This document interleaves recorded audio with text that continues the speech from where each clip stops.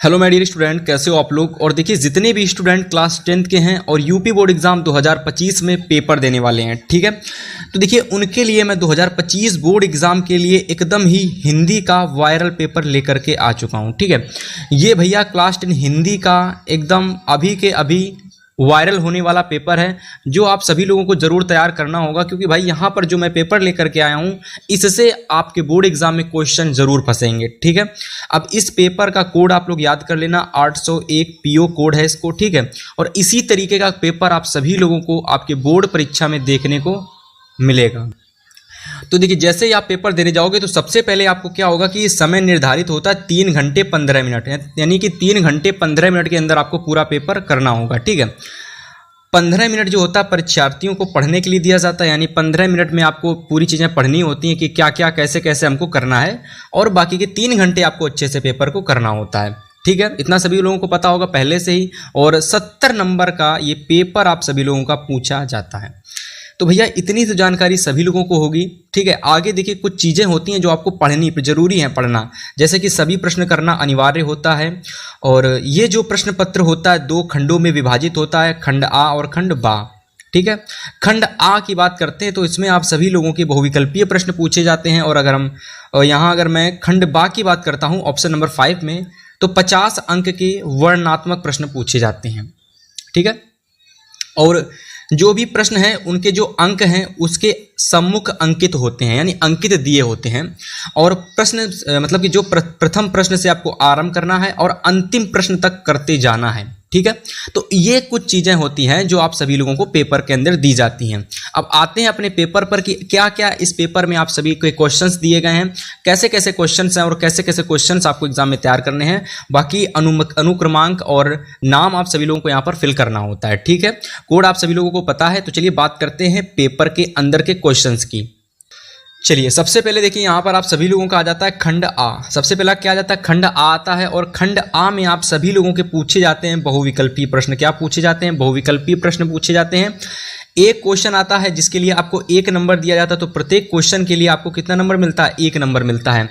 Total आप सभी के 20 क्वेश्चन होते हैं, प्रत्येक क्वेश्चन 1 नंबर का होता है, तो टोटल 20 अंक के ये क्वेश्चन आपके एग्जाम में पूछे जाते हैं। और जितने भी मैं आप सभी लोगों को क्वेश्चंस बताने वाला हूं इस पेपर के अंदर आपको दिखने वाले हैं, सारे के सारे मोस्ट इंपॉर्टेंट क्वेश्चन हैं और सभी आपके बोर्ड एग्जाम में पूछे जाएंगे। ठीक है, तो चलिए सबसे पहला क्वेश्चन देखिए, कह रहा है कि पहला क्वेश्चन कि निम्नलिखित कथनों में से कोई एक कथन सही है, उसे आपको पहचान करके लिखना है। ठीक है, तो देखिए 4 ऑप्शन दे रखे हैं। सबसे पहला ऑप्शन दे रखा है कि हिंदी साहित्य का इतिहास, जो आप सभी का हिंदी साहित्य का इतिहास है, कह रहा है ये रामचंद्र शुक्ल, कह रहा है ये रामचंद्र शुक्ल का निबंध है। ठीक है, तो क्या ये सही है? और बात करते हैं, पहले बहुत सारे ऑप्शंस को देख लेते हैं, फिर इनमें से कोई एक सही ऑप्शन है, फिर मैं आपको वो बताऊंगा। अगर आपको पता है तो आप कमेंट करके जरूर बताएंगे। ठीक है, नेक्स्ट है आप सभी लोगों का कि आत्मदाह चतुर्थ श्रेणी शास्त्री की कहानी संग्रह है। ठीक, किसका है? तो आत्मदाह जो है ये चतुर्सेन शास्त्री का कहानी संग्रह है। ठीक है, इसके बाद देखिए तीसरा दे रखा है रंगभूमि मुंशी प्रेमचंद्र का उपन्यास है कि भारतीय संस्कृति निबंध के जो लेखक हैं जयप्रकाश भारती हैं। तो देखिए इसमें से इसका जो राइट ऑप्शन हो जाएगा वो आप सभी लोगों का ऑप्शन नंबर जो दिख रहा है, ऑप्शन नंबर 3, यानी कि रंगभूमि मुंशी प्रेमचंद्र का एक उपन्यास है। तो ये बिल्कुल सही ऑप्शन इसका हो जाएगा। ठीक है, बिल्कुल सही ऑप्शन हो जाएगा, इसको टिक लगा लोगे कि रंगभूमि मुंशी प्रेमचंद्र का एक उपन्यास है। ठीक है, सभी लोगों को समझ में आ गया। चलिए बात करते हैं सेकंड क्वेश्चन की। सेकंड क्वेश्चन आपसे कह रहा है कि निम्नलिखित में से शुक्लोत्तर युग के लेखक कौन है। तो शुक्लोत्तर युग के लेखक आप सभी लोगों के कौन है बताने हैं कि भैया शुक्लोत्तर युग, जो हमारा ये शुक्लोत्तर युग है, इसके लेखक कौन है। तो देखो पहला ऑप्शन दे रखा है वासुदेव शरण अग्रवाल, सेकंड दे रखा है प्रताप नारायण मिश्र, थर्ड ऑप्शन दे रखा है किशोरीलाल गोस्वामी और 4 ऑप्शन दे रखा है श्याम सुंदर दास। तो इसमें से इसका राइट ऑप्शन हो जाएगा वासुदेव शरण अग्रवाल। क्या हो जाएगा? वासुदेव शरण अग्रवाल। ये बिल्कुल सही ऑप्शन आप सभी लोगों का हो जाएगा। ठीक है, चलिए क्वेश्चन नंबर 3 की अगर मैं बात करता हूं तो क्वेश्चन नंबर 3 है कि शुक्ल युग के नाटककार निम्नलिखित में से कौन नहीं है। तो शुक्ल युग के नाटककार कौन नहीं है? सबसे पहले हैं हरिकृष्ण प्रेमी, दूसरे हैं डॉक्टर राम कुमार वर्मा, तीसरे हैं जयशंकर प्रसाद और तीसरे हैं भारतेंदु हरिश्चंद्र। ठीक है, तो इसमें से इसका राइट ऑप्शन हो जाएगा कि शुक्ल युग के नाटककार भारतेंदु हरिश्चंद्र जो हैं वो नहीं है। कौन है? भारतेंदु हरिश्चंद्र वो नहीं है। तो ये इसका राइट ऑप्शन आप सभी लोगों का हो जाएगा। चलिए क्वेश्चन नंबर 4 देखिए, और जितने लोगों को जो भी क्वेश्चन के राइट ऑप्शन पता है तो वो सारे लोग क्वेश्चन का जो आंसर है वो कमेंट बॉक्स में बताते चलेंगे, ठीक है भाई। 4 नंबर क्वेश्चन देखो, कह रहा है कि प्रताप नारायण मिश्र किस युग के लेखक हैं। तो प्रताप नारायण जो मिश्र हैं ये किस युग के लेखक हैं? द्विवेदी युग के हैं, शुक्ल युग के हैं, भारतेंदु युग के, कि सॉरी यहाँ पर आप लोग छायावादी युग कर लो, ईसा अल्लाह खान नहीं होगा ऑप्शन, छायावादी युग कर लो यहाँ पर, ठीक है, छायावादी युग। चलिए तो बताइएगा यहाँ पर इसका राइट ऑप्शन क्या हो जाएगा। तो इसका राइट ऑप्शन आप सभी लोगों का हो जाएगा ऑप्शन नंबर 2, यानी भारतेंदु युग के प्रताप नारायण मिश्र जी लेखक हैं, ठीक है। चलिए क्वेश्चन नंबर 5 देख लीजिए, आपको दिख रहा होगा कि नीड़ का निर्माण फिर किस विधा की रचना है, कि तो कहानी है, कि आत्मकथा है, कि उपन्यासकार है, कि यह निबंध है। तो आपको बताना है कि नीड़ का निर्माण फिर किस विधा की रचना है। तो इसका राइट ऑप्शन आप सभी लोगों का ऑप्शन नंबर 2 हो जाएगा, यानी आत्मकथा विधा की ये रचना आप सभी लोगों की हो जाएगी। किसकी रचना हो जाएगी? आत्मकथा विधा की रचना हो जाएगी, ठीक है माय डियर। चलिए अगला क्वेश्चन देखते हैं फिर हम लोग। चलिए 6 नंबर क्वेश्चन देखते हैं, कह रहा है कि भूषण जो है वो किस युग के कवि हैं। तो आदिकाल के हैं, कि रीतिकाल के हैं, कि भक्ति काल के हैं, कि आधुनिक काल के हैं। तो बताइए भूषण किस युग के कवि हैं। तो रीतिकाल के, राइट ऑप्शन क्या हो जाएगा? रीतिकाल इसका राइट ऑप्शन हो जाएगा, बिल्कुल सही, ठीक है। नेक्स्ट क्वेश्चन है क्वेश्चन नंबर 7 कि आधुनिक काल की समय सीमा है। तो आधुनिक काल की समय सीमा क्या है तो आपको बताना है। तो आधुनिक काल की समय सीमा में पहला ऑप्शन दे रखा है 1919 से 1938, सेकंड दे रखा है 1936 से 1943, और तीसरा दे रखा है 1918 से 1950, चौथा दे रखा है 1943 से अब तक। तो देखिए इसका राइट ऑप्शन आप सभी लोगों का हो जाएगा ऑप्शन नंबर 4, यानी कि 1843 से लेकर के अब तक जो चल रहा है ये आप सभी लोगों का आधुनिक काल है। क्या है? ये आप सभी लोगों का आधुनिक काल है। यानी आधुनिक काल की अगर समय सीमा की बात करते हैं तो 1843 से स्टार्ट हो गया था ये, और ये अब तक चल, एक मिनट, यहाँ पर 1843 नहीं होगा मेरे हिसाब से, 1943 कर लो, ठीक है, 1943 कर लो यहाँ पर, ठीक है, 1943, ठीक है, ये इसका राइट ऑप्शन हो जाएगा। चलिए क्वेश्चन नंबर 8 देखते हैं। 8 नंबर क्वेश्चन है कि छायावादी युग की प्रवृत्तियां कौन सी हैं। तो छायावादी युग की प्रवृत्तियां कौन सी हैं? तो सबसे पहला दे रखा है कुंठा और निराशा का स्वर, सेकंड दे रखा है श्रृंगार और प्रेम वंदना, तीसरा दे रखा है नारी के प्रति परिवर्तित दृष्टिकोण, और चौथा दे रखा है रीति ग्रंथों का निर्माण। तो देखिए इसका राइट ऑप्शन हो जाएगा ऑप्शन नंबर 2, यानी श्रृंगार और प्रेम वंदना जो है इसका राइट ऑप्शन हो जाएगा, ठीक है, क्योंकि इसमें सभी को पता है कि हास्य रस, यानी कि ऐसी चीज़ें जो होती है जिसमें रति, मतलब जिसमें रति होता है, रति नामक स्थायी भाव निकलता है, वो सारी चीज़ें छायावादी युग में होती हैं, ठीक है। 9 नंबर क्वेश्चन की बात करते हैं। तो कामायनी, क्या कह रहा है? कामायनी किस युग की रचना है? तो कामायनी होगा, ठीक है। कामायनी जो है ये किस युग की रचना है? छायावादी युग की है, कि द्विवेदी युग की है, कि प्रगतिवादी युग की है, कि शुक्लोत्तर युग की, किसकी रचना है ये? तो 9 नंबर का जो राइट ऑप्शन आप सभी लोगों का हो जाएगा वो हो जाएगा छायावादी युग। तो छायावादी युग इसका क्या हो जाएगा? छायावादी युग है जो इसका बिल्कुल सही ऑप्शन हो जाएगा, ठीक है। चलिए क्वेश्चन नंबर 10 की बात करते हैं। 10 नंबर क्वेश्चन है कि अर्धनारीश्वर के रचयिता हैं। तो अर्धनारीश्वर के रचयिता कौन है? 4 ऑप्शन दे रखे हैं, जिन लोगों को जो जो आंसर पता है सभी लोग कमेंट करके जरूर बताएंगे, ठीक है। रामधारी सिंह दिनकर होंगे, कि तुलसीदास होंगे, कि मैथिली शरण गुप्त होंगे, कि भूषण होंगे। बहुत ही इंपॉर्टेंट क्वेश्चन है सारे। तो इसका जो राइट ऑप्शन क्या हो जाएगा कि अर्धनारीश्वर किसकी रचना है, ठीक है। देखो इसमें से आपको 4 ऑप्शन दे रखे हैं, भूषण दे रखे हैं, ठीक है, और रामधारी सिंह दिनकर दे रखे हैं, और तुलसीदास दे रखे हैं, मैथिली शरण गुप्त दे रखे हैं। बहुत सारे लोगों को अर्धनारीश्वर जो रचना है विष्णु प्रभाकर की लग रही होगी, ठीक है, और बहुत सारे लोगों को रामधारी सिंह दिनकर भी लग रही होगी। लेकिन इसका राइट ऑप्शन क्या है आप हमें कमेंट करके जरूर बताएंगे। मेरे हिसाब से विष्णु प्रभाकर इसका सही ऑप्शन होगा, जो कि यहाँ पर नहीं दे रखा है ऑप्शन में। तो कोई एक ऑप्शन आप काट लेंगे और यहाँ पर विष्णु प्रभाकर कर लेंगे, ठीक है, विष्णु प्रभाकर, ठीक है। जिन लोगों को लगता है कि रामधारी सिंह दिनकर इसके राइट ऑप्शन होंगे तो वो लोग रामधारी सिंह दिनकर कमेंट करेंगे, ठीक है, पता चले कितने लोगों का कौन कौन सा सही ऑप्शन होगा, ठीक है। तो 10वें क्वेश्चन का जो राइट ऑप्शन है आप कमेंट करके जरूर बताएंगे, ठीक है। मेरे हिसाब से विष्णु प्रभाकर इसके सही होंगे। आपको क्या लगता है वो आप कमेंट करके बताएंगे, ठीक है मेरे भाई। चलिए 11 नंबर क्वेश्चन की बात करते हैं कि रस के कितने अंग होते हैं। तो सभी लोगों को बहुत अच्छे से पता होना चाहिए कि रस के टोटल 4 अंग होते हैं। कितने? टोटल 4 अंग होते हैं, और सभी लोगों को इसका पूरा का पूरा सही ऑप्शन पता होना चाहिए। चलिए जिनके आगे ठहर सके जंगी ना जहाजी, हैं वही प्रसिद्ध छत्रपति भूप शिवाजी। इन पंक्तियों में कौन सा चांद नहीं होगा, कौन सा छंद है, ये होगा, राइट होगा। तो इन पंक्तियों में कौन सा छंद है आप सभी लोगों को बताना है कि जिनके आगे ठहर सके जंगी ना जहाजी, हैं वे प्रसिद्ध वही छत्रपति भूप शिवाजी। इसका राइट ऑप्शन क्या है आप सभी लोगों को कमेंट करके बताना है, ठीक है। चलिए मैं ऑप्शन दिखाता हूं, आप लोग कमेंट करेंगे। तो सबसे पहला ऑप्शन दे रखा है रोला, इसका रोला हो जाएगा, रोल नहीं रोला कर लो। सेकंड है कुंडलिया, थर्ड है सोरठा, फोर है दोहा। तो इसका जो राइट ऑप्शन हो जाएगा वो हो जाएगा रोला। रोला इसका क्या हो जाएगा, बिल्कुल सही ऑप्शन हो जाएगा, बिल्कुल राइट ऑप्शन हो जाएगा। इसको आप टिक लगा लोगे, ठीक है स्टूडेंट। चलिए क्वेश्चन नंबर 13 को देखते हैं कि जहां अपने में उपमान का निषेध, उपमेय कर लो, यहाँ पर उपमेय होगा, ठीक है। तो ये आप सभी लोगों का उपमेय हो जाएगा, उपमेय, ठीक है। तो जहां उपमेय में उपमान का निषेध रहित अभेद किया जाता है वहां अलंकार होता है। तो वहां आप सभी लोगों को याद कर लेना है कि वहां आप सभी लोगों का कौन सा अलंकार होगा, रूपक अलंकार होगा। कौन सा, रूपक अलंकार होगा, रूपक, ठीक है।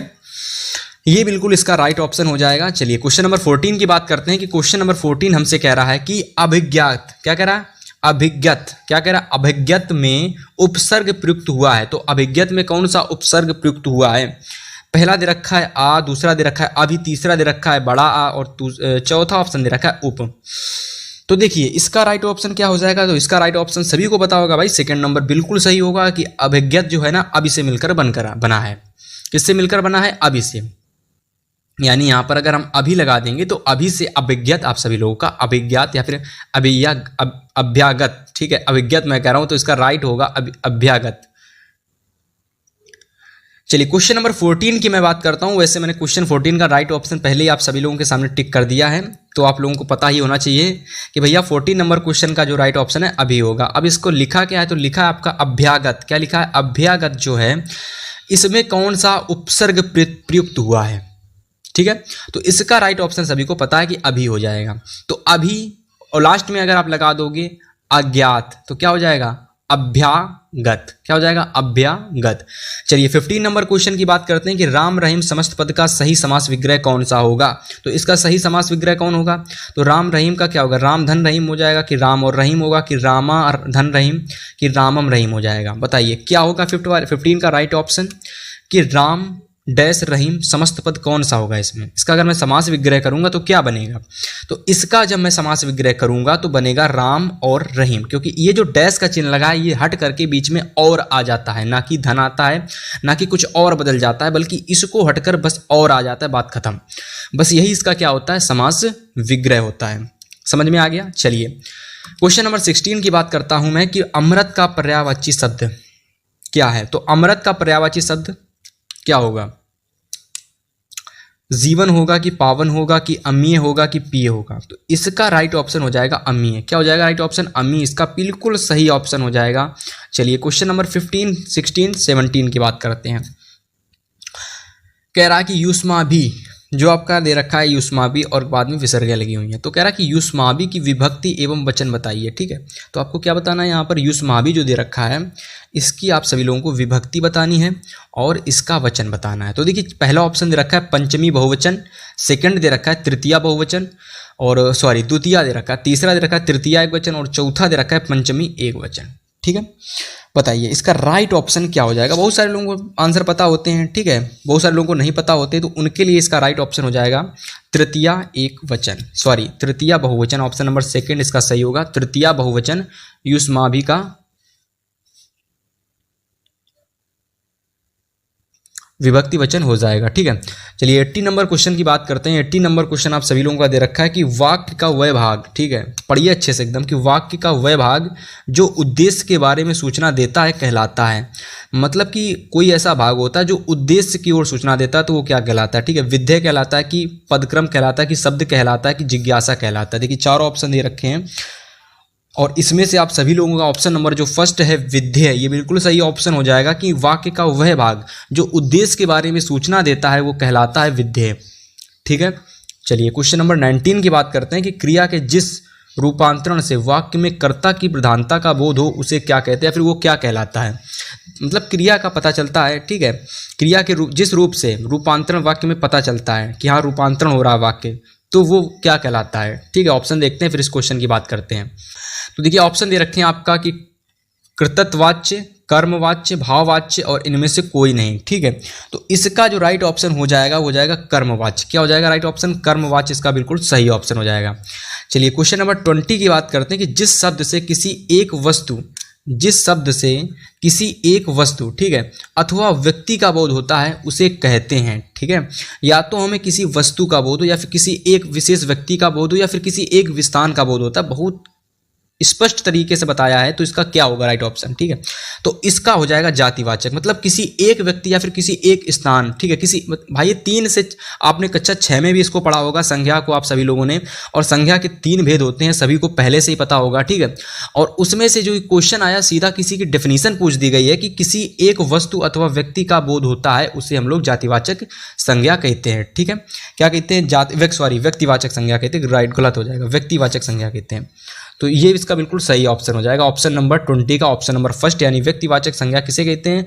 जिसमें किसी एक व्यक्ति या फिर किसी एक वस्तु या फिर किसी एक व्यक्ति का बोध होता है, या फिर वस्तु कह लो या व्यक्ति कह लो, या फिर एक किसी विशेष वस्तु का बोध होता है, उसको हम लोग व्यक्तिवाचक संज्ञा कहते हैं। किसी पर्सनल एक व्यक्ति का बोध होता है। ठीक है, तो इस तरीके से देखिए यहाँ पर आप सभी लोगों के मैंने पूरे के 20 क्वेश्चन करा दिए। 801। ठीक है, ये कोड आप लोगों को याद होगा तो मैं आपको बता देता हूँ। ये हिंदी पेपर का आप सभी लोगों का हिंदी जो पेपर है 801 पीओ कोड था, उसके जितने भी मोस्ट इंपॉर्टेंट आईएमपी बहुविकल्पी प्रश्न थे मैंने सारे करा दिए। ठीक है, अब देखिए ये सारे क्वेश्चन आपको बहुत अच्छे से तैयार कर लेने हैं। बोर्ड एग्जाम में यहाँ से क्वेश्चन आपको 2 से 3 से 4 जरूर देखने को मिलेंगे, अच्छे से इनको बस तैयार कर लेना। अब चलिए हम बात करते हैं यहाँ से खंड बा की। अब यहाँ से आप सभी लोगों का खंड बा स्टार्ट होता है, यानी कि वर्णनात्मक प्रश्न स्टार्ट होते हैं। वर्णनात्मक मतलब कि डिस्क्रिप्टिव टाइप क्वेश्चन, और जो डिस्क्रिप्टिव क्वेश्चंस होते हैं वो आपके एग्जाम में 50 अंक के टोटल पूछे जाते हैं। कितने अंक के टोटल पूछे जाते हैं? तो टोटल 50 अंक के पूछे जाते हैं। और ये जो 50 अंक होते हैं भैया, इसमें आप सभी को लिखना पड़ता है। OMR में टिक नहीं मारना पड़ता है, लिखना पड़ता है, तब जाके 50 में आपको अच्छे नंबर मिलेंगे। 50 में 50 भी आ सकते हैं, 45 भी आ सकते हैं। ठीक है, लेकिन इससे पहले आपको ये जानना जरूरी होगा कि कौन कौन से ऐसे इंपॉर्टेंट क्वेश्चन हैं जो आपके पेपर में आपको पूछे जाने वाले हैं। तो सबसे पहला इंपॉर्टेंट क्वेश्चन आ चुका है कि निम्नलिखित गद्यांशों पर आधारित दिए गए प्रश्नों के उत्तर दीजिए। और ये जो प्रश्न होता है, गद्यांश का जो प्रश्न होता है, बहुत ही ज़्यादा आसान होता है। इसमें आप लोग बड़ी ही आसानी से 6 अंक प्राप्त कर सकते हो। आइए पढ़ते हैं क्या दे रखा है यहाँ पर। तो देखिए ये एक इंपॉर्टेंट गद्यांश है, आप सभी को अच्छे से तैयार कर लेना है। बोर्ड एग्जाम 2025 ये गद्यांश आपको जरूर देखने को मिलेगा। अच्छे से इस गद्यांश का स्क्रीनशॉट ले लो। आपके पास जो भी क्वेश्चन बैंक, जो भी बुक हो, वहां से इसको अच्छे से नोट कर लो और इस गद्यांश को अच्छे से हिंदी इसकी समझ लो। ठीक है, इसके जो क्वेश्चन है मैं आपको अभी बताता हूँ, पहले थोड़ा सा पढ़ के बता देता हूँ। कह रहा है कि यह हाथ में कमल लिए बुद्ध खड़े हैं, जो ऐसे छवि छलक पड़ती है, उभरे नैनों की ज्योत परोसती जा रही है, और ये यशोधरा है वैसी ही कमल नाल धारणा किए। ठीक है, इसमें सबसे पहला क्वेश्चन पूछा जाता है कि गद्यांश के पार्ट का नाम लिखना पड़ता है आप सभी लोगों को, और लेखक का नाम लिखना पड़ता है। और इसी के जगह जो क्वेश्चन बदल के पूछा जाता है वो प्रश्न आ जाता है एग्जाम में संदर्भ। ठीक है, एग्जाम में इसी के स्थान पर संदर्भ भी पूछा जाता है कि भैया अगर क्वेश्चन नहीं आया कि भैया पार्ट का नाम लिखो और लेखक का नाम ना लिखो। ठीक है, तो उसके स्थान पर फिर संदर्भ आपकी परीक्षा में पूछा जाएगा, वो भी 2 नंबर का आता है, और ये भी आपको एग्जाम में 2 नंबर को लिखने के लिए आता है।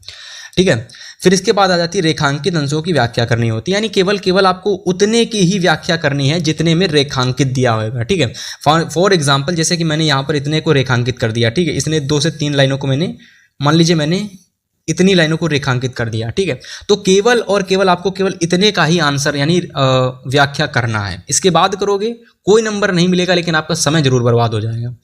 ठीक है, तो केवल 4 लाइनों की रेखांकित अंश की व्याख्या कर दोगे और आपको 2 नंबर बड़ी आसानी से मिल जाएंगे। ठीक है भाई, चलिए बात करते हैं। अच्छे से इसको नोट कर लिया है ना, इसको अच्छे से नोट कर लो, इसका स्क्रीनशॉट ले लो। जिस भी कहीं पर भी अगर आपको गद्यांश दिख जाए, आपको इसका जो भी व्याख्या है उसको अच्छे से तैयार कर लेना है। और यहाँ पर जो प्रश्न मैं बताने वाला हूँ, तीसरा वाला क्वेश्चन 2023 के 2 सेट में पूछा गया था और 24 के 1 सेट में भी पूछा गया था। चलिए कौन सा वो क्वेश्चन मैं आपको बताता हूँ अभी। तो तीसरा क्वेश्चन आप सभी का जो मोस्ट इंपॉर्टेंट क्वेश्चन है, देखिए 2025 में आपको जरूर देखने को मिल जाएगा, और तैयार कर लेना इस प्रश्न को कि उपर्युक्त गद्यांश में कहाँ के दृश्यों का चित्रण किया गया है। यानी भैया जो ये गद्यांश दिया गया था इसमें कहाँ के दृश्यों का चित्रण किया गया है। ठीक है, नोट कर लो इस क्वेश्चन को, मतलब पूरे गद्यांश को ही नोट कर लो। ठीक है, अब देखिए पेपर होता है, उसमें 2 गद्यांश पूछे जाते हैं, या तो आप पहला कर सकते हो या तो आप दूसरा कर सकते हो। देखो दोनों आते हैं तो करना कोई एक ही है आपको, ठीक है। लेकिन यहाँ पर मैं आपको जो अथवा में एक और गद्यांश बताने वाला हूँ, ये वाला गद्यांश, ये गद्यांश एग्जाम की दृष्टि से भी इंपॉर्टेंट है। तो इसका मतलब ये नहीं है कि भैया हमको 2 है तो हमको एक ही तैयार करेंगे, नहीं, आप इसको भी तैयार करो और इससे जो पहले दे रखा था आप उसको भी तैयार करो, क्योंकि वो वाला भी इंपॉर्टेंट था और ये वाला भी गद्यांश बहुत इंपॉर्टेंट है, ठीक है। कह रहा है कि हिंदी में प्रगतिशील साहित्य का निर्माण हो रहा है, उसके निर्माता ये समझ रहे हैं कि उनके साहित्य में भविष्य का गौरव निहित है, पर कुछ ही समय के बाद उनका यह साहित्य भी अतीत का स्मारक हो जाएगा और आज तो तरुण है, वहीं वृत्त होकर अतीत के गौरव का स्वप्न देखेंगे और उनके स्थान में चरणों का फिर दूसरे दल आ जाएंगे, ठीक है। ऐसे करके एक पूछा गया ये गद्यांश है। आई डोंट नो ये कहाँ पर है, कैसे आपको तैयार करना मुझे नहीं पता, लेकिन इस गद्यांश को आपको तैयार कर लेना है, क्योंकि 2025 में गद्यांश आपको जरूर देखने को मिलेगा, किसी ना किसी सेट में जरूर देखने को मिलेगा। और इसमें क्या क्या पूछा जाता है, इसका तीसरा क्वेश्चन क्या है, मैं आपको सब कुछ बताऊंगा। देखिए सबसे पहले तो संदर्भ पूछा जाता है, ठीक है। पाठ का नाम, लेखक का नाम, अगर नहीं आएगा तो फिर संदर्भ पूछा जाएगा, और ये भी आपके एग्जाम में 2 नंबर का आता है, ठीक है। इसके बाद तीसरा वही कि अंशों की व्याख्या कीजिए। किसके अंशों की व्याख्या कीजिए? रेखांकित अंशों की व्याख्या कीजिए, ठीक है। समझ में आ गया। फिर तीसरा क्वेश्चन कह रहा है कि लेखक के द्वारा दूर के ढोल सुहावने होते हैं। कैसे दूर के ढोल सुहावने होते हैं, कथन का क्या आशय है? ऐसा क्वेश्चन एग्जाम में जरूर देखने को मिलेगा। भैया कोई ना कोई लाइन उठा देगा और आपसे क्या कहेगा, बताइए कि इस लाइन का क्या आशय है, बताइए ये जो कथन दिया गया है इसका अलंकार क्या होगा, इसमें कौन सा छंद प्रयुक्त हुआ है, ठीक है, बताइए कि इसमें कौन सा, मतलब कि इसमें कौन सा विलोम शब्द होगा, मतलब ऐसे शब्द उठाकर पूछ लेगा। और ये वाला खासकर बहुत ज़्यादा पूछा जाता है कि लेखक के द्वारा दूर के ढोल सुहावने होते हैं, इस कथन का क्या आशय है। अब देखो यहाँ पर लिखा होगा ये दूर का जो ढोल होते हैं सुहावने होते हैं, ये जो पंक्ति यानी ये जो उठाया गया है ये छोटा सा वर्ड, ये इसी गद्यांश में आप सभी को दिया रखा होगा, बस उठाकर रख दिया गया और पूछ रहा है कि इस कथन का क्या आशय है, ठीक है। तो इस तरीके से आपको इसका पूरा का पूरा उत्तर करना होगा। कर दोगे भाई 2 नंबर इसके, 2 नंबर इसके और 2 नंबर इसके, 6 नंबर पूरे आपको मिल जाएंगे, ठीक है। अच्छे से स्क्रीनशॉट ले लो इस पूरे के पूरे गद्यांश का, और इससे पहले जो मैंने गद्यांश बताया उसका भी अच्छे से स्क्रीनशॉट ले लो, दोनों को तैयार कर लेना, एग्जाम में जरूर पूछे जाएंगे, ठीक है। चलिए अगला क्वेश्चन देखिए। अगला क्वेश्चन आप सभी लोगों का है कि निम्नलिखित पद्यांशों पर आधारित दिए गए प्रश्नों के उत्तर दीजिए। तो सबसे पहले आपको यहाँ पर क्या दे रखा है, पद्यांश दे रखा है, अच्छे से देख लो इस पद्यांश को और इस पद्यांश को तैयार कर लो, क्योंकि भाई बोर्ड एग्जाम में मैं बता दूं कि चण चेतक पर तलवार उठा रखता था भूतल पानी को, बहुत बार, मतलब ये ऐसा गद्यांश है कि एग्जामिनर इसको रखता ही रखता है एग्जाम में है, ठीक है। सॉरी पद्यांश, ठीक है, एक ये पद्यांश हो गया, ठीक है, एक सूरदास के जो पद के पद्यांश हो गए, ठीक है, वो बहुत ज़्यादा आते हैं, ठीक है। मतलब जो सूरदास के अगर पद चैप्टर उठाओगे ना, उसमें आपको देखने को मिलेंगे कि भैया उससे 1 से 2 तो हर एक सेट में उसको देखने को मिलेगा आपको पद्यांश। वैसे ही ये पद्यांश है, ये जरूर 2025 के किसी ना किसी सेट में पूछा जाएगा कि चढ़ चेतक पर तलवार उठा रखता था भूतल पानी को, राणा प्रताप सिर काट काट करता था सफल जवानी को, ठीक है। ऐसे करके कुछ एक पूछा गया पद्यांश है, और इस पद्यांश को 2025 से मैं फिर से हाईलाइट कर रहा हूँ कि भैया इसको जरूर तैयार कर लेना, आप लोग एग्जाम में पूछा जाएगा, ठीक है। वही चीज़ है कि इसमें आपको संदर्भ लिखना पड़ता है, रेखांकित अंश दे रखे होंगे, अंडरलाइन दे रखी होगी कुछ वर्डों की, उसकी आपको व्याख्या करनी पड़ती है। इतनी बात अगर आपको समझ में आ गई होगी तो तीसरा क्वेश्चन भी आपसे एग्जाम में पूछा जाता है गद्यांश की तरह पद्यांश में भी। तो वो क्वेश्चन क्या पूछा जाता है, चलिए उसकी मैं बात करता हूं, इस पद्यांश के थ्रू समझते हैं। तो देखिए रेखांकित अंशों की व्याख्या बताई दिया था मैंने आपको। तो उपर्युक्त कविता में कौन सा रस है, मतलब भैया यहां पर जो आपको मैंने एक पद्यांश दे रखा था उस पूरे पद्यांश को आपको पढ़ लेना है और आपको फिर बताना है कि इसमें कौन सा रस प्रयुक्त हुआ है, ठीक है। हास्य रस है, करुण रस है, कौन सा रस है, ठीक है, बताना है आपको। करुण रस है, हास्य रस है, जो भी रस है, आई डोंट नो, जो भी रस है आपको बताना पड़ेगा, ठीक है। और इस वर्ड का राइट ऑप्शन देने के लिए आप सभी लोगों को रस बहुत अच्छे से आने चाहिए, ठीक है। और देखो गद्यांश हो गया तो चलो कोई बात नहीं, लेकिन पद्यांश में आप सभी को रस भी पता होना चाहिए, छंद भी पता होना चाहिए, क्योंकि छंद से पूछ देता है कि बताइए इसमें कौन सा छंद प्रयुक्त हुआ है, बताइए यहाँ पर कौन सा अलंकार है, बताइए यहाँ पर कौन सा रस है। तो अच्छे से रस छंद अलंकार याद कर लोगे तो 6 में 6 नंबर गद्यांश और 6 में 6 पद्यांश नंबर बड़े ही आसानी से ले आओगे, ठीक है।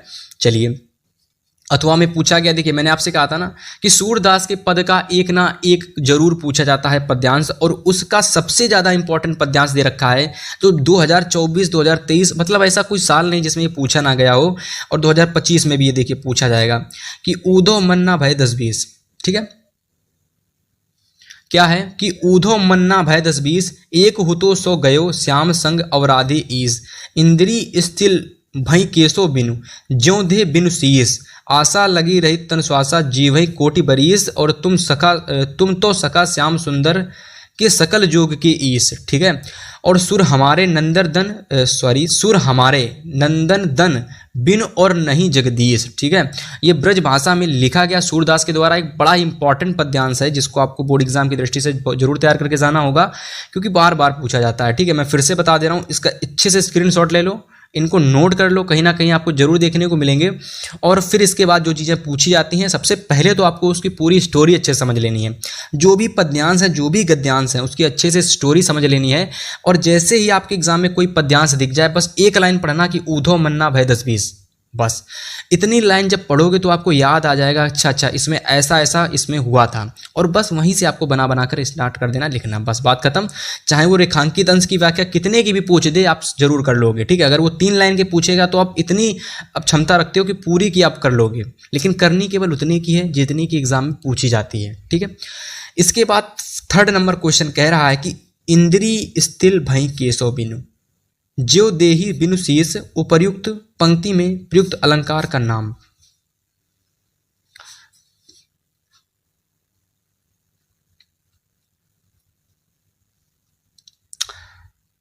तो आपको बताना है कि इसमें कौन सा अलंकार प्रयुक्त हुआ है। जैसे मैंने आपको इससे पहले वाले पद्यांश में बताया था कि भैया यहाँ रस पूछा गया था, आपसे यहाँ पर अलंकार भी पूछा जा सकता है, आपसे यहाँ से छंद भी पूछा जा सकता है। उसी तरीके से देखो यहाँ पर पूछ दिया गया है कि बताइए इंद्री स्थिल भई केसो बिनु, ज्यों दे बिनु शीस, इसमें कौन सा अलंकार है। आपको पता है, अगर आपको अलंकार पढ़े हो तो आप बता दोगे कि इसमें कौन सा अलंकार है कि इंद्री स्थिल भई केसो बिनु, ज्यों दे बिनु शीस। ठीक है, मतलब यहाँ पर भाई एक जो कोई हमारा मतलब कोई दास है, ठीक है, हम उसके बिना कुछ काम नहीं कर सकते हैं। तो इस टाइप की चीज़ें किस अलंकार में होती हैं।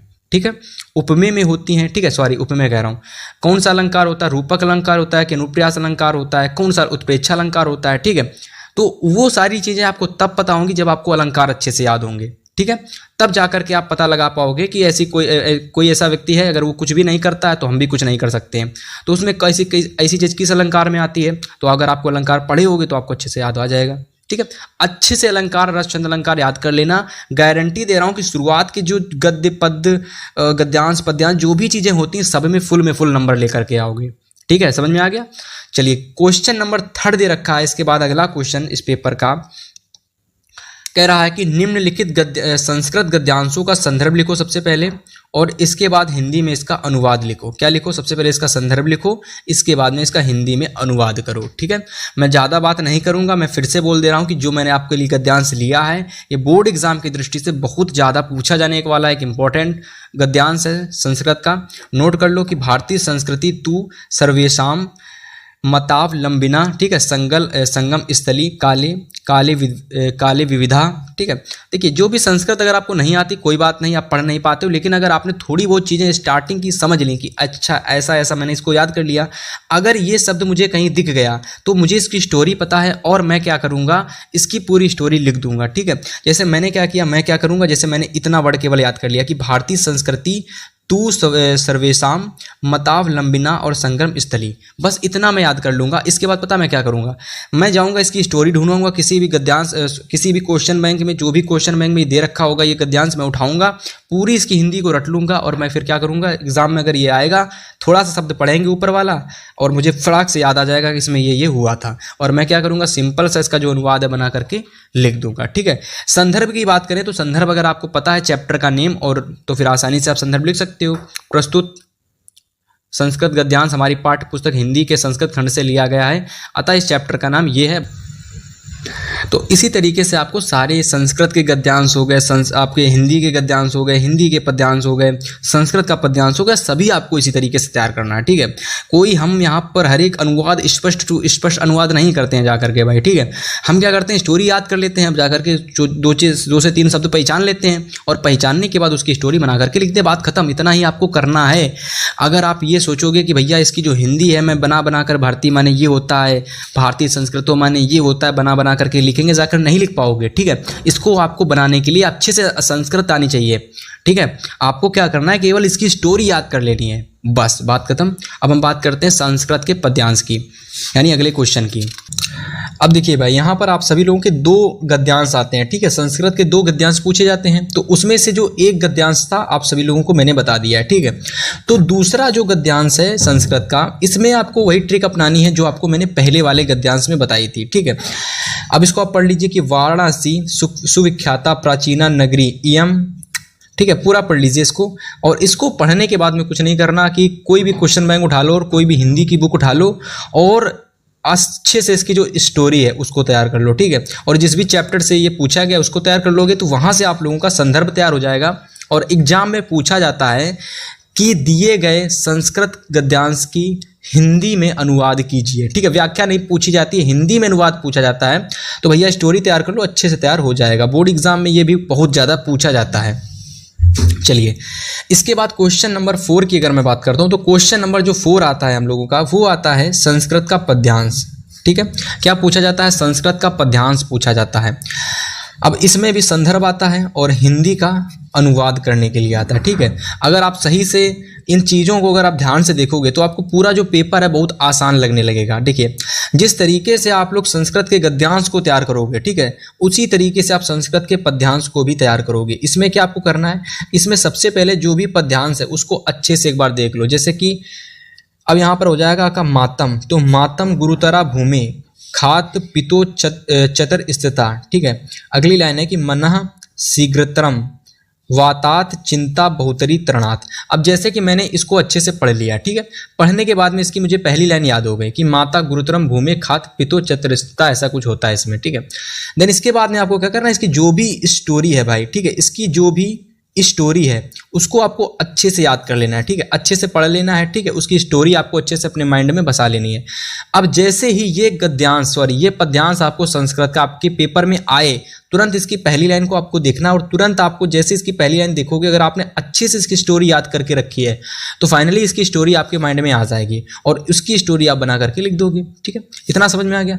और जैसे ही आपको स्टोरी किसी चीज़ की तैयारी करोगे तो उसके साथ साथ उसके चैप्टर का भी याद कर लेना नेम, तो वहाँ से आप सभी लोगों का संदर्भ तैयार हो जाएगा। तो फाइनली इस तरीके से पूरा जो है संस्कृत का आपका पद्यांश तैयार हो जाएगा। अब इसमें 2 पूछे जाते हैं, तो जैसे ये दे रखा कि मानव हित्वा प्रियो भवति क्रोधम हित्वा न सोचती और कार्मम हित्वार्थवान भवति लोभम हित्वा सुखी भवेत। बहुत ही आसान होते हैं संस्कृत के जो पद्यांश होते हैं, बहुत आसान है ये कि मनम हित्वा प्रियो भवति, जो मन को मानव हित्वा प्रियो भवति, ठीक है।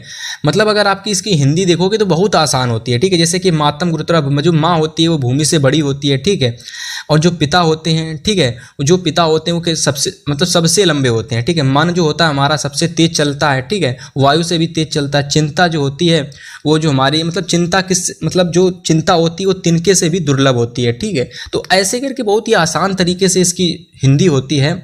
अगर केवल और केवल स्टोरी पर फोकस करोगे तो आप बड़े ही आसानी से स्टोरी तैयार कर लोगे और इसके बाद में 2 से 3 चीज़ों को ऊपर से पहचान लेना है। देन इसके बाद इसकी पूरी जो स्टोरी है आपको अच्छे से एग्जाम में अनुवाद करके लिख देनी है, ठीक है।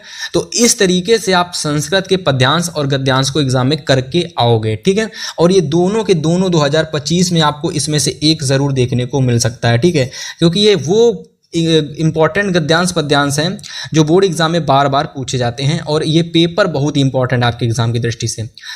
फिर इसके बाद क्वेश्चन नंबर 5, क्वेश्चन नंबर जो 5 पूछा जाता है, मैंने बहुत बार जब पेपर कराया है तो आप सभी लोगों को बताया है कि जो खंड काव्य होता है वो आपके जिला के हिसाब से होता है, यानी जिस भी जिले में आप रहते हो उस जिले के हिसाब से आपको क्या करना है कि खंड काव्य तैयार करना है। एग्जाम्पल के लिए अगर आप कानपुर से बिलोंग करते हो, ठीक है, अगर आप कानपुर से बिलोंग करते हो तो आपको कानपुर के लिए ज्योति जवाहर का तैयार करना है, ठीक है। खंड काव्य किसका, ज्योति जवाहर का खंड काव्य तैयार करना है, ठीक है। अगर आप अलीगढ़, ठीक है, आप जिस भी जिले से बिलोंग करते हो, ठीक है, आप जिस भी प्रयागराज से कहीं से भी बिलोंग करते हो तो वहाँ के जो टीचर हैं जिस भी स्कूल में आप पढ़ते हो उनसे एक बार पूछोगे जा करके कि हमको कौन सा खंड काव्य तैयार करना है क्लास 10 के लिए, ठीक है। अपने इस टीचर से पूछोगे, हिंदी वाले टीचर से, तो वो आपको बता देंगे कि आपको कौन सा खंड काव्य तैयार करना है, तो फिर वही खंड काव्य आप तैयार कर लेना, ठीक है। जैसे कि अगर एग्जाम्पल के लिए अगर आप कानपुर से बिलोंग करते हो तो आपको कानपुर के लिए सबसे पहले तो ये तैयार करना पड़ेगा कि ज्योति जवाहर खंड काव्य का कथानक का संक्षेप में लिखना है आपको, ठीक है। ये प्रश्न आपको तैयार कर लेना है। देन इसके बाद एक और प्रश्न पूछा जाता है, उसको आपको मैं बताता हूं। इसके बाद ये वाला प्रश्न सेकेंड नंबर पूछा जाता है कि ज्योति जवाहर खंड काव्य में कवि ने सम्राट अशोक के किन किन गुणों का, ठीक है, किन किन गुणों का वर्णन किया है। तो ये प्रश्न दो होते हैं जो कानपुर से, मतलब जो भी स्टूडेंट कानपुर से बिलोंग करते हैं उनके एग्जाम में दो टाइप के प्रश्न आते हैं, दोनों में से दो तैयार कर लो, एक तो 100% आप पूरा कर लोगे, ठीक है। इसी तरीके से अगर आप अलीगढ़, फिरोजाबाद कहीं से भी बिलोंग करते हो, ठीक है, अकबरपुर को कहीं से भी बिलोंग करते हो, तो उस जिले के हिसाब से आप सभी लोगों को क्या करना है कि खंड काव्य तैयार करना है। चलिए इसके बाद हम बात करते हैं अगले क्वेश्चन की। तो अगला जो क्वेश्चन है क्वेश्चन नंबर 6 कि दिए गए लेखकों में से किसी एक लेखक का जीवन परिचय आपके परीक्षा में पूछा जाता है। तो लेखक के जीवन परिचय मैंने आप सभी लोगों को बता रखे हैं, पद्मलाल पुन्नालाल बख्शी, ये भी इंपॉर्टेंट है, फॉर जयशंकर प्रसाद, डॉक्टर राजेंद्र प्रसाद और हजारी प्रसाद द्विवेदी, ये कुछ ज़्यादा ही इंपॉर्टेंट है, तो ये तीन याद कर लेना, जयशंकर प्रसाद, आचार्य रामचंद्र शुक्ल और हजारी प्रसाद द्विवेदी, ठीक है। पद्मलाल पुन्नालाल बख्शी पूछ लिया जाता है तो इसको भी आप तैयार कर सकते हो, बट जो मैंने तीन बताए शुरुआत के उनको तैयार कर लो ना, वहाँ से आपके तीन के तीनों पूछे जाएंगे। जैसे इसमें पद्मलाल पुन्नालाल बख्शी जी का पूछ दिया गया, ठीक है, आई डोंट नो, मुझे नहीं आता, मान लीजिए मुझे ये नहीं पता है, ठीक है। हम अगले मतलब जीवन परिचय को देखते हैं कि इसमें से और कौन पूछे गए हैं।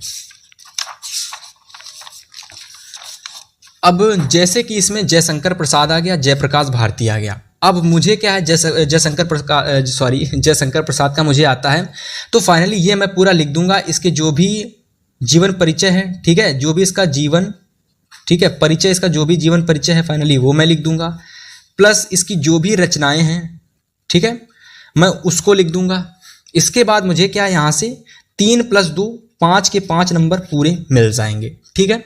अब देखिए एग्जाम में क्या आता है कि 12 नंबर छठे का कि निम्नलिखित कवियों में से किसी एक कवि का जीवन परिचय देते हुए उनकी प्रमुख रचनाओं का उल्लेख कीजिए, ठीक है। तो भैया आप महादेवी वर्मा का लिख सकते हो, सुमित्रानंदन पंत का लिख सकते हो, तुलसीदास का भी लिख सकते हो, सूरदास का, जो भी आपको आता है। बट एग्जाम की दृष्टि से इंपॉर्टेंट आप सभी को सुमित्रानंदन पंत, महादेवी वर्मा, सुमित्रानंदन पंत और महादेवी वर्मा 2 हो गए, सूरदास और तुलसीदास, ये चारों के चारों इंपॉर्टेंट हैं।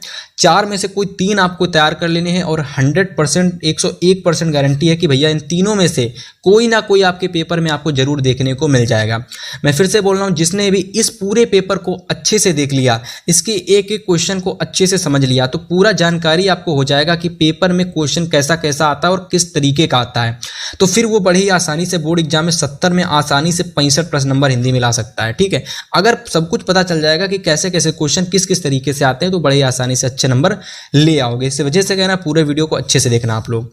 7 नंबर क्वेश्चन है कि अपनी पाठ्य पुस्तक में से कट संत कोई श्लोक लिखिए, ठीक है। यहाँ पर कट संत होगा, ठीक है, कट संत होगा, तो कट संत कोई एक श्लोक लिखिए जो इस प्रश्न पत्र में ना आया हो, ठीक है। तो वो लिखना है जो इस प्रश्न पत्र में ना आया हो, ठीक है। ये मत कर देना कि जो इस प्रश्न पत्र में भाई पूछा गया उसी को लिख दोगे, तो फिर भाई एक भी नंबर आपको नहीं मिलेगा, ठीक है।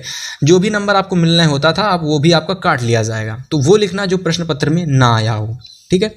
8 नंबर पर कह रहा है कि किसी पर्यटक स्थल का वर्णन करते हुए अपने मित्र को पत्र लिखिए कि वह भी कुछ दिनों के लिए आपके पास आ जाए मिलने के लिए, ठीक है। इस पर लिख सकते हो, अथवा पत्र, या तो आप छात्रवृत्ति के लिए अपने प्रधानाचार्य को एक पत्र लिख सकते हो, ठीक है। अब इस टाइप के प्रश्न आपके एग्जाम में पूछे जाते हैं, ठीक है। चलिए क्वेश्चन नंबर 9 है कि निम्नलिखित प्रश्नों में से किन्हीं 2 प्रश्नों के उत्तर संस्कृत में लिख के दीजिए।